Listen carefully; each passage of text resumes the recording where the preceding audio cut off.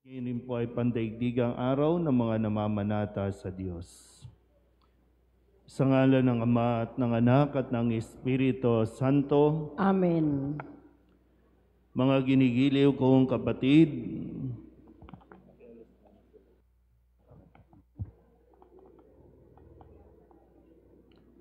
ibinagdiriwang natin ang dakilang araw ng pagdadala kay Jesus na Panginoon sa templo. Sa hayagang pagtupad sa utos ng Diyos na itinadhana ni Moises, ang totoong naganap ay ang pakikipagtagpo ng Mesiyas sa mga taong nananabik para sa kanyang pagdating. Sa pag-akit na ito, ang mga banal na matatanda ay naparoon sa templo. Sa tulong ng tanglaw ng Espiritu Santo, kanilang nakilala ang Panginoon at masaya nilang tinanggap siya. Kaya naman tayo ngayon naririto at nagtitipon bilang tugon sa pag-akit ng Espiritu Santo. Tayo'y magpuprosisyon patungo sa tahanan ng Diyos bilang pagsalubong sa Mesiyas. Makaharap at makilala nawa natin siya ngayon sa pagsasalo sa pinaghati-hating tinapay hanggang sa kanyang maningning na pagbabakita.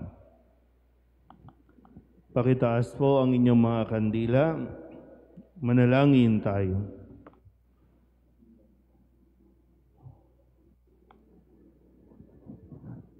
Ama naming makapangyarihan, ikaw ang liwanag na tunay, ikaw ang pinanggagalingan ng iyong inilalaganap na tanglaw. Paningningin mo ang aming kalooban sa iyong kaliwanagan upang sa aming pagdadala ng ilaw sa iyong banal na tahanan ay magpagindapat na kami masayang humarap sa liwanag ng iyong kadakilaan. Si Jesucristo na aming Panginoon, magpasawalang hanggan. Amen. Halina tayo'y lumakad, sa Panginooy humarap, kapayapaan niya at galak ay taglayin nating lahat, sumambat magpasalamat. Si Jesucristo ang ilaw na sa lahat ay tatanglaw, nagbibigay karangalan sa unang bayang hinirang ng puon nating may kapal.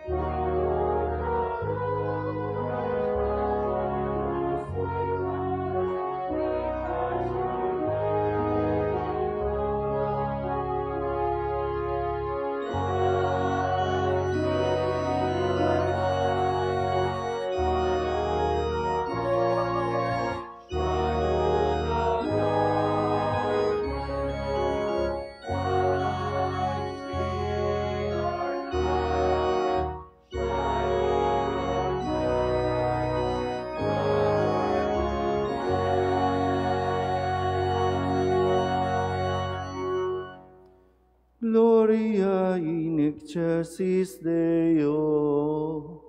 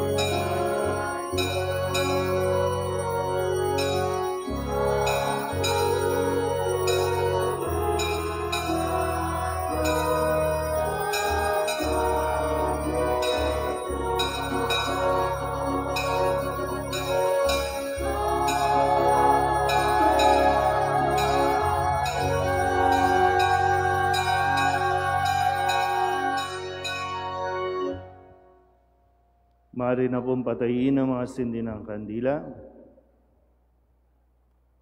Manalangin tayo.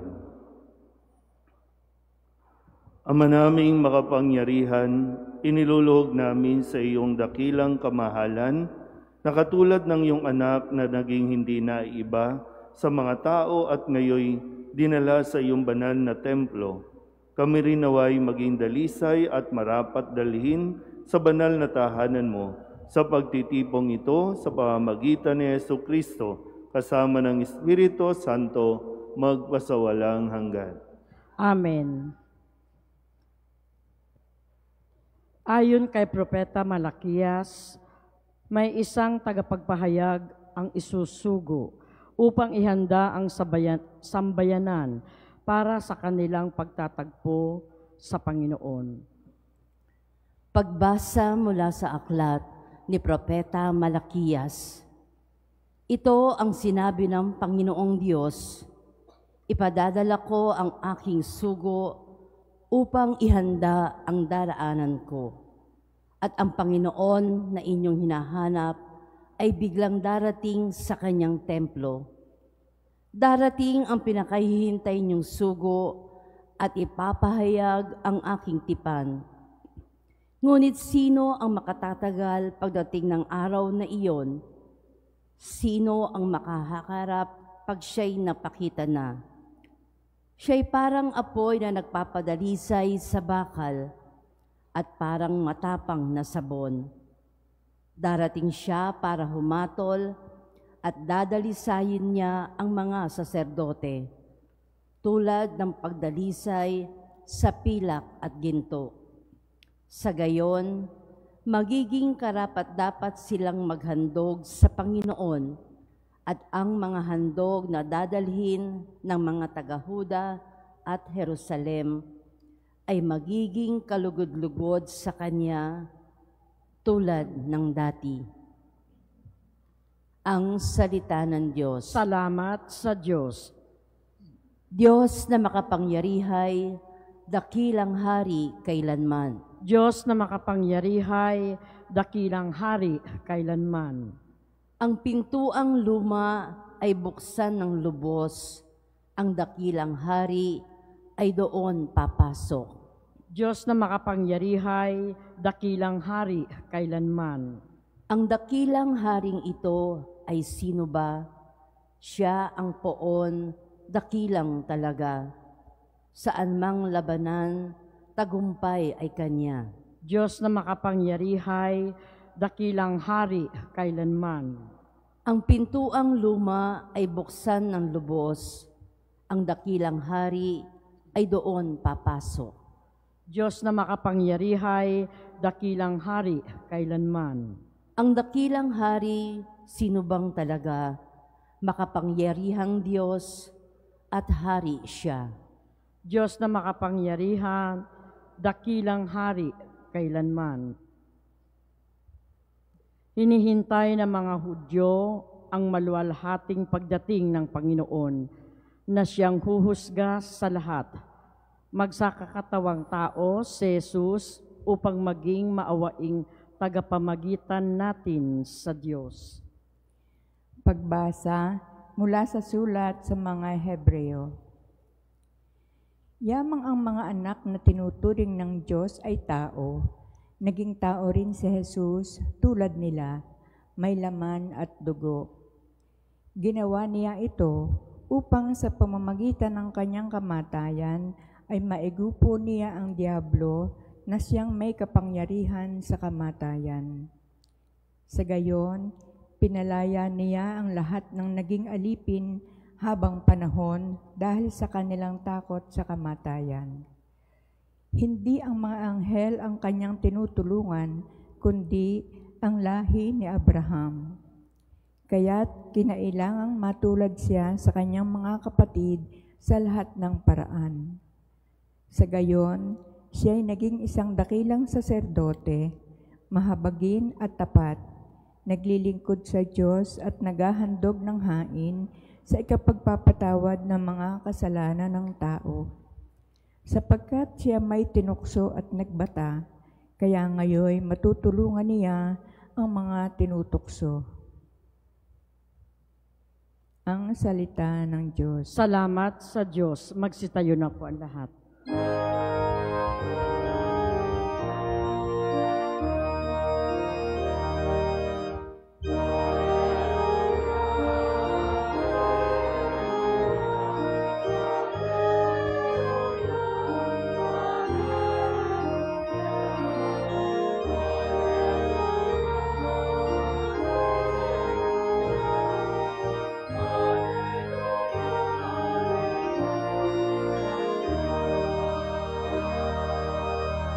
Para sa lahat ng bansa, liwanag na nagmumula sa bayan mong dinakila.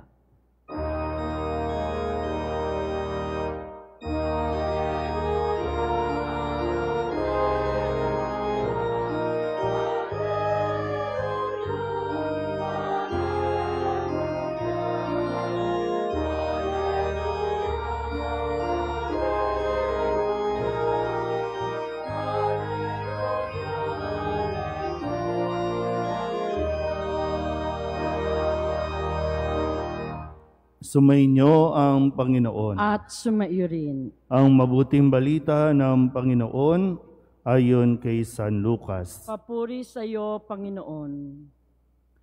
Nang dumating ang araw ng paglilinis sa kanila ayon sa kautusan ni Moises, si Jesus ay dinala ng kanyang mga magulang sa Jerusalem upang iharap sa Panginoon, sapagkat ayon sa kautusan, ang bawat panganay na lalaki ay nakatalaga sa Panginoon.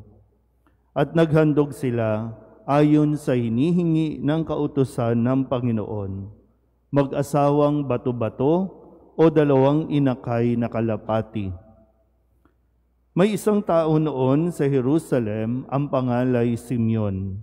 Matapat at malapit sa Diyos ang lalaking ito at naghihintay sa katubusan ng Israel. Sumasa kanya ang Espiritu Santo na nagpahayag sa kanya na hindi siya mamamatay hanggat hindi niya nakikita ang Mesiyas na ipinangako ng Panginoon. Sa patnubay ng Espiritu, pumasok siya sa templo at nang dalhin doon ng kanyang mga magulang ang sanggol na si Jesus upang gawin ang inihingi ng kautusan, siya'y kinalong ni Simeon.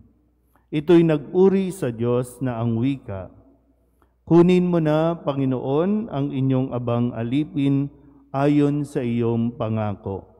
Yamang nakita na ng aking mga mata ang iyong pagliligtas, na inihanda mo para sa lahat ng bansa. Liwanag itong tatanglaw sa mga hintil, at magbibigay karangalan sa iyong bayang Israel." Namangha ang ama't ina ng sanggol sa sinabi ni Simeon tungkol sa kanya. Binasbasan sila ni Simeon at sinabi kay Maria, "Tandaan mo, ang batang ito'y nakatalaga sa ikapapahamak o ikaliligtas ng marami sa Israel. Isang tanda mula sa Diyos, ngunit hahamakin ng marami.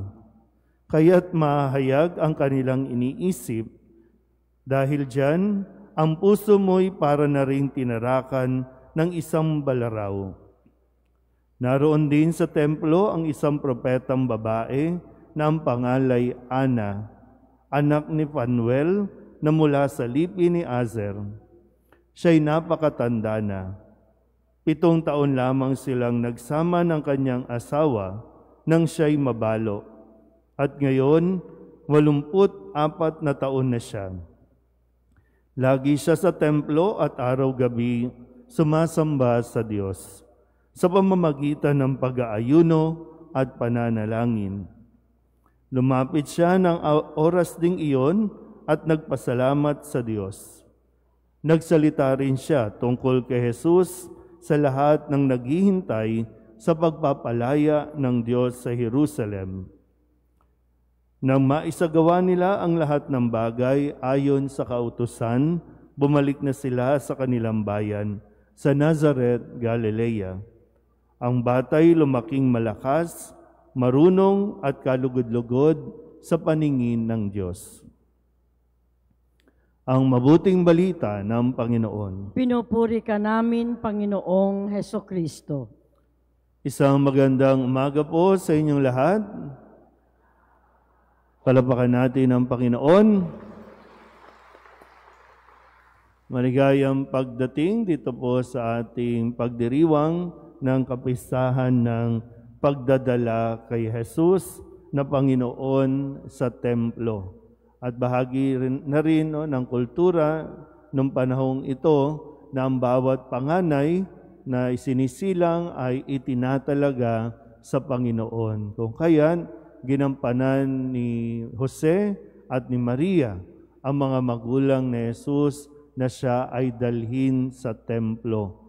Pwedeng hindi na gawin ito dahil siya mismo ay anak ng Diyos, pero bilang pagtupad at pagtugon sa kanila pong responsibilidad, kung kaya dinala si Jesus doon sa templo, at ito na rin ang naging katuparan ng pangako ng Panginoon ng kaligtasan, pangako ng Panginoon dito sa dalawang karakter na binanggit sa ebanghelyo natin, si Simeon at si Ana, na sinabi nga rin sa kanila na hindi sila mamamatay hanggat hindi nila nakikita ang Panginoon o ang katuparan ng pangako ng Diyos.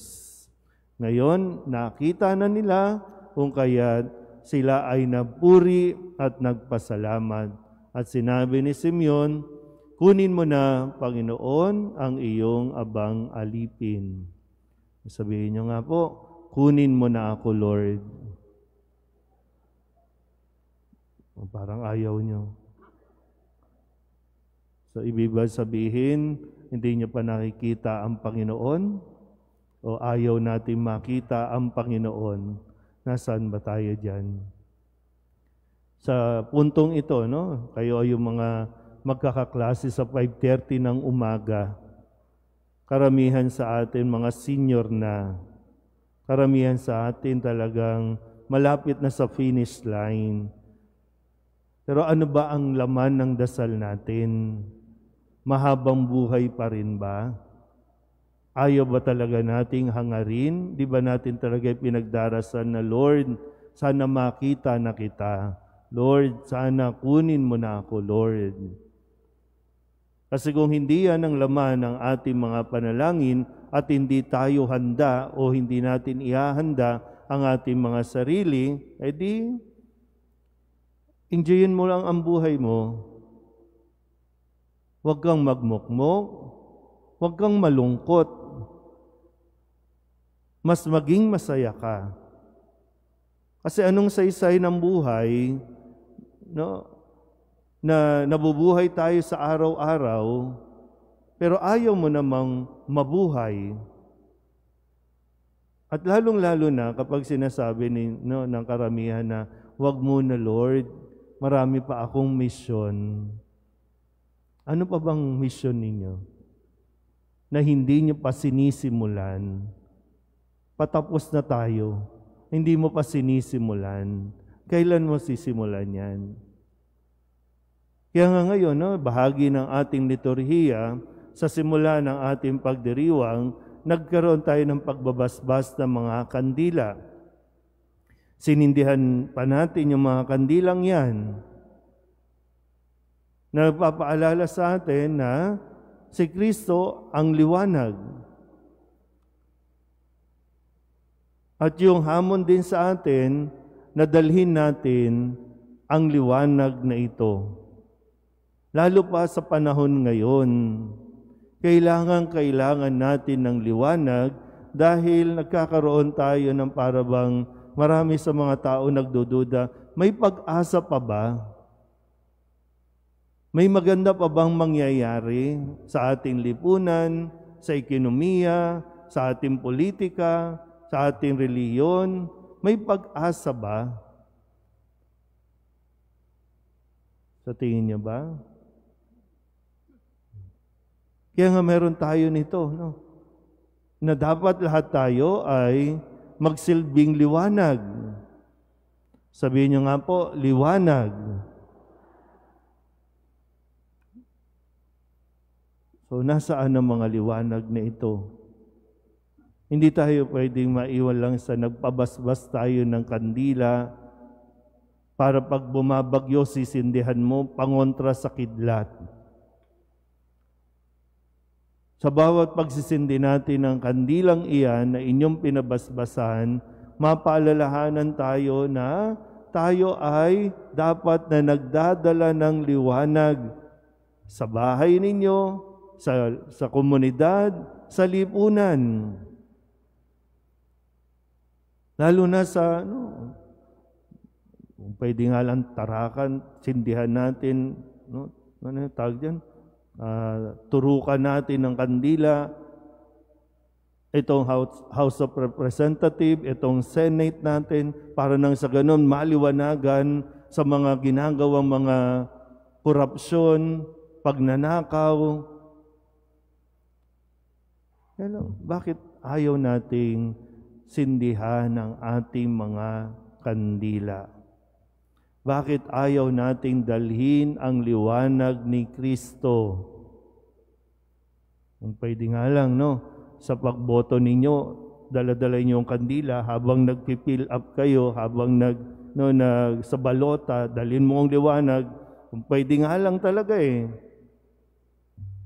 Para na ang pipiliin ko ay ito, sa tulong ng liwanag ni Kristo. Bakit ba hindi tayo nagigising sa responsibilidad na ito? Bakit nagiging madilim ang paligid?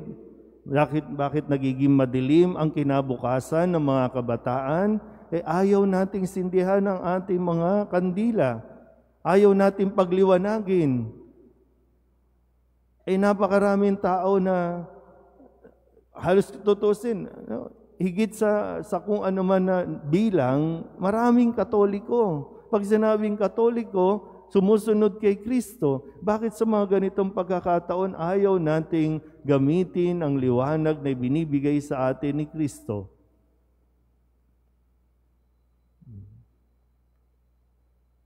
Sabihin nyo nga ulit, kunin mo na ako, Lord.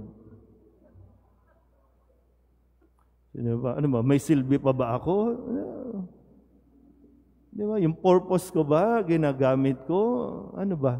Kasi baka wala naman tayong silbi na.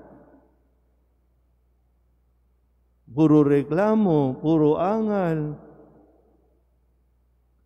puro ayuda na lang, ayuda. Maswerte siguro, Ito kayo po mga nandito, Pag nagkasakit kayo, talagang wala kayong problema sa gastos, Di kayo namumblema sa pambili ng gamot. Tingnan nyo yung katabi ninyo kung may kaya, Mukhang pwedeng mag-St. Luke's, mag-Makati Med, Wala, hindi natin tinitingnan na, marami tayong kapwa na talagang walang-wala at kailangan ng liwanag. Kailangan magliwanag ka. Hindi lang ang kandila, kundi yung nagdadala ng kandila.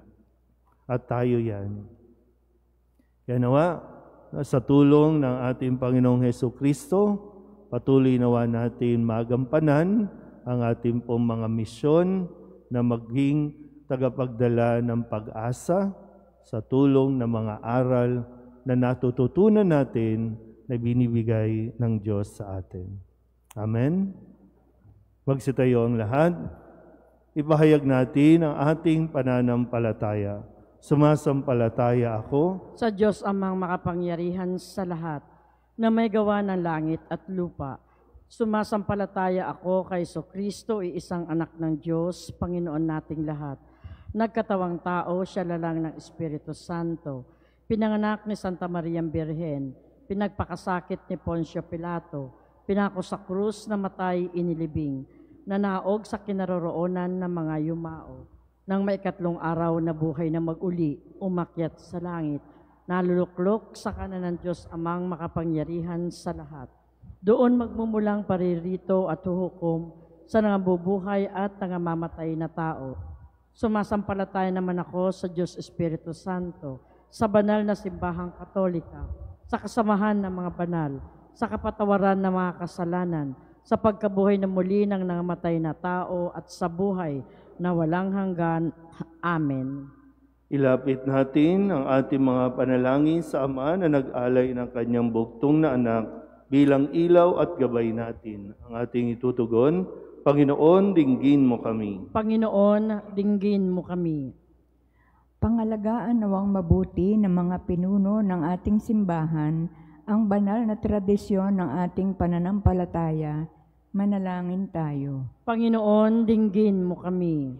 Makapaglingkod nawa ang mga pinuno ng ating pamayanan ng may pag-aalay ng sarili, magpahayag at kumilos sa ngalan ng katotohanan at maging saksi sa pag-ibig ni Kristo. Manalangin tayo. Panginoon, dinggin mo kami.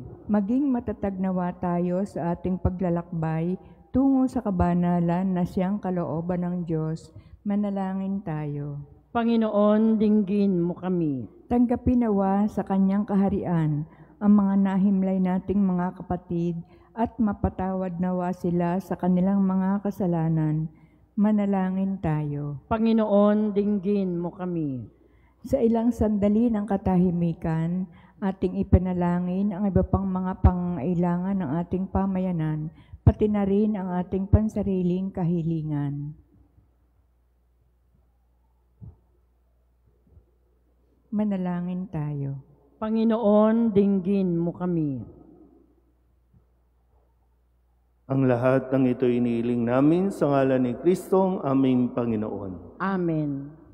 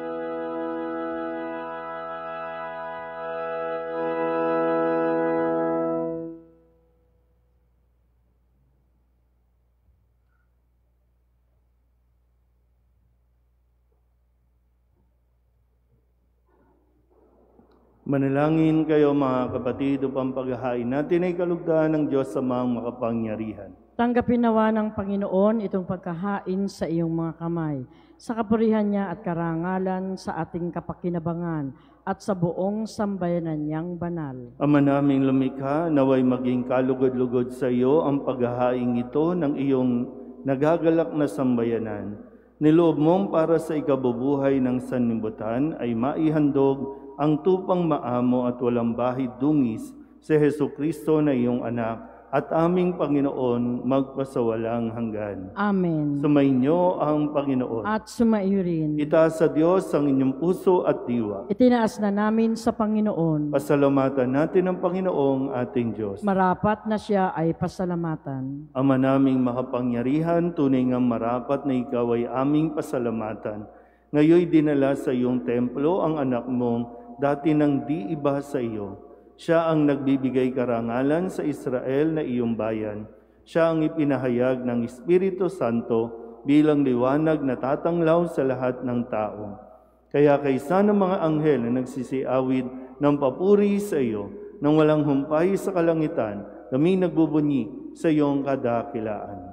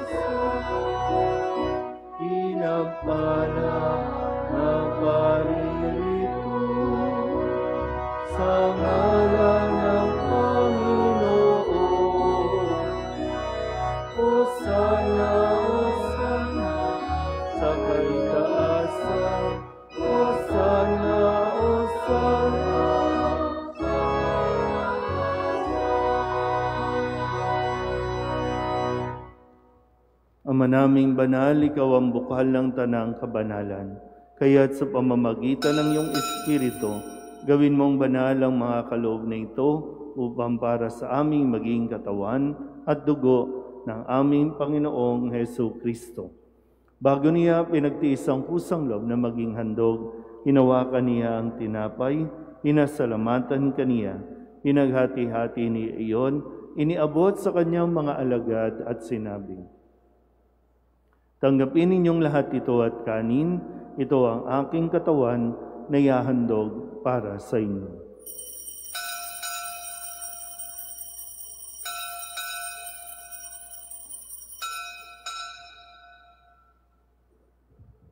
Ngayon din naman, nung matapos ang hapunan, hinawakan niya ang kalis, muli kaniyang pinasalamatan. Iniabot niya ang kalis sa kanyang mga alagad at sinabi, "Tanggapin ninyong lahat ito at inumin. Ito ang kalis ng aking dugo, ng bago at walang hanggang tipan. Ang aking dugo ni ibubuhos para sa inyo at para sa lahat sa ikapagpapatawad ng mga kasalanan. Gawin ninyo ito sa pag-alaala sa akin."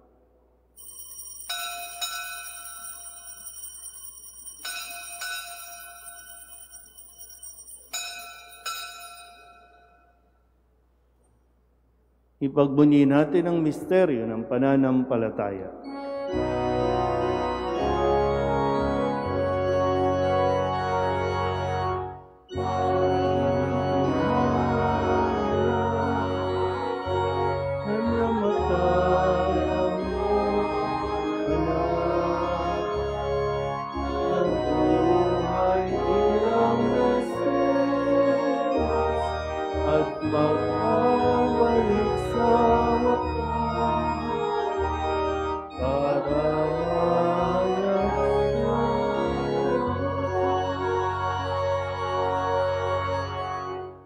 Ama, ginagawa namin ngayon ang pag-alaala sa pagkamatay at muling pagkabuhay ng iyong anak. Kaya tiniaalay namin sa iyo ang tinapay na nagbibigay buhay at ang kalis na nagkakaloob ng kaligtasan. Kami nagpapasalamat dahil kami iyong minarapat na tumayo sa harap mo para maglingkod sa iyo. Isinasamo namin kami magsasalo-salo sa katawan at dugo ni Kristo ay mabuklod sa pagkakaisa sa pamamagitan ng Espiritu Santo. Ama, lingapin mo ang iyong simbahang laganap sa buong daigdig. Puspusin mo kami sa pag-ibig kay San Francisco na aming Papa at ni Jose na aming Obispo at ng Tanang Kaparian. Alalahanin mo rin ang mga kapatid naming nahimlay na may pag-asang sila'y muling mabubuhay, gayon din ang lahat ng mga pumanaw. Kawaan mo sila at patuloyin sa iyong kaliwanagan. Kawaan mo at pagindapating kaming lahat na makasalo sa iyong buhay na walang wakas. Kaysa ng mahal na Birheng Maria na Ina ng Diyos, ng kabiyak ng puso niyang si San Jose, kaysa ng mga apostol at ng lahat ng mga banal na namuhay dito sa daigdig ng kalugod-lugod sa iyo, may pagdiwang nawa namin ang pagpupuri sa ikararangal mo sa pamamagitan ng iyong anak na aming Panginoong Hesu Kristo. Sa pamamagitan ni Kristo, kasama niya at sa Kanya, ang lahat ng parangal at papuri ay sa iyo, Diyos Amang makapangyarihan, kasama ng Espiritu Santo, magpasawalang hanggan.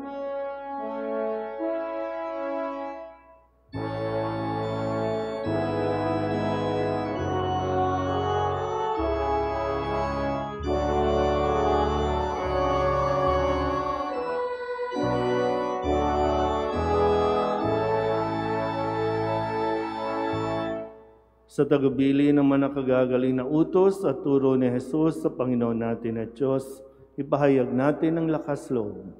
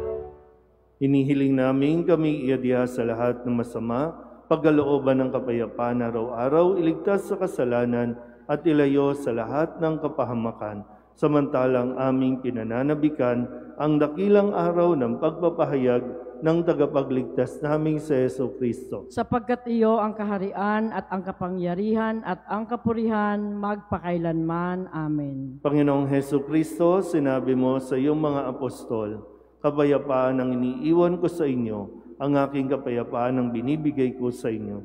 Tunghayan mo ang aming pananampalataya at huwag ang aming mga pagkakasala.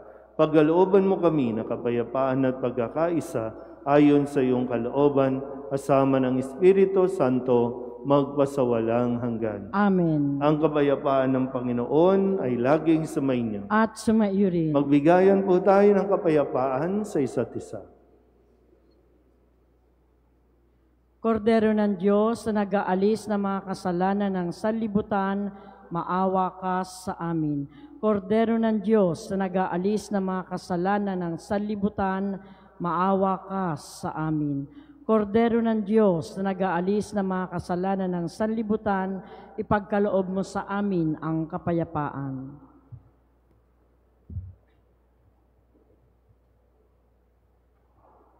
Ito ang kordero ng Diyos. Ito nag-aalis ng kasalanan ng sanlibutan. Mapalad ang mga inanyayahan sa kanyang piging. Panginoon, hindi ako karapat-dapat na magpatuloy sa iyo, ngunit sa isang salita mo lamang ay gagaling na ako.